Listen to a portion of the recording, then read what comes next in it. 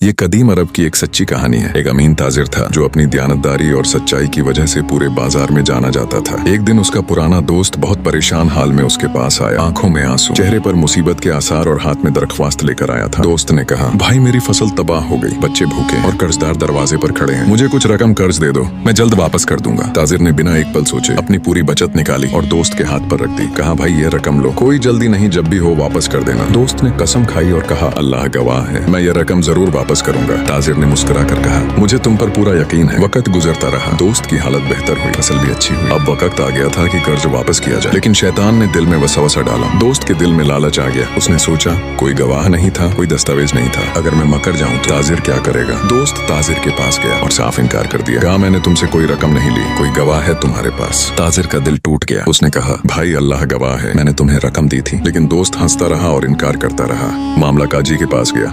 काजी ने पूछा, क्या कोई गवाह है? ताजिर ने कहा, नहीं, मैंने सिर्फ अल्लाह को गवाह बनाया था। दोस्त मुस्कुराने लगा। काजी ने कहा, अगर कोई गवाह नहीं है तो मैं मजबूरन कोई फैसला नहीं कर सकता। ताजिर का दिल टूट गया। वह उठा और घर की तरफ चल पड़ा। ताजिर घर पहुंच गया, वजू किया और नमाज पढ़ी। फिर अल्लाह के सामने रोते हुए कहा, ऐ अल्लाह, तू गवाह है, मैंने अपना हक तुझ पर छोड़ दिया। उसी रात दोस्त को एक अजीब ख्वाब आया। ख्वाब में उसे आवाज आई, ऐ खाइन, तूने अपने दोस्त का हक मारा, अल्लाह को गवाह बनाया था, अब अल्लाह फैसला करेगा।